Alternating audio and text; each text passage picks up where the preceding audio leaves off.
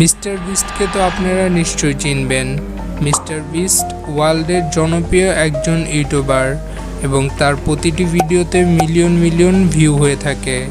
কিন্তু কিভাবে তার ভিডিওতে এত ভিউ আসে এবং একটি ভিডিওকে ভাইরাল করতে হলে বা মিলিয়ন ভিউ নিয়ে আসতে হলে কী বিষয়ের উপর ফোকাস করতে হয়, আজকে আমরা সেটাই জানাবো যে কিভাবে আপনি আপনার ভিডিওকে ড্যাশবোর্ডে সবার প্রথমে নিয়ে যাবেন এবং ভিডিওটিতে মিলিয়ন ভিউ নিয়ে আসবেন। যারা এখনও আমাদের চ্যানেলটিকে সাবস্ক্রাইব করেনি তারা অবশ্যই আমাদের চ্যানেলটিকে সাবস্ক্রাইব করে পাশে থাকা বেল আইকনটি প্রেস করে দিন। আপনার সর্বপ্রথমে যে বিষয়টির উপর ফোকাস করা দরকার সেটি হলো থাম্বনেল।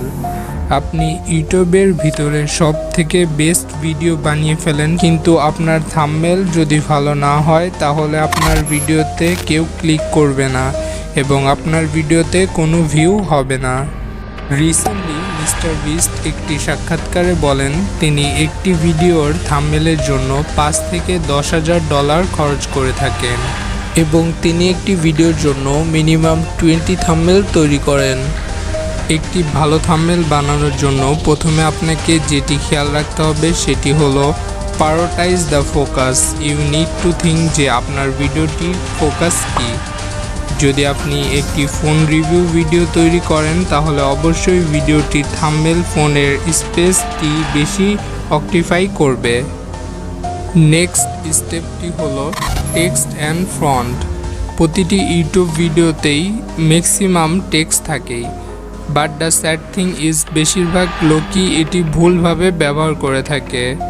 থাম্বনেলে টেক্সট অ্যাড করার আগে আপনাকে ভাবতে হবে ভিডিওটির মেন পয়েন্ট কী এবং সেটাকে যতটা সম্ভব ওয়ার্ডগুলোকে কমিয়ে নিয়ে এসে মেন পয়েন্ট উল্লেখ করা এবং অবশ্যই টেক্সটটি সাইজে বড় দিতে হবে।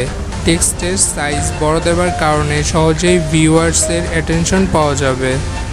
নেক্সট স্টেপ হলো কালার।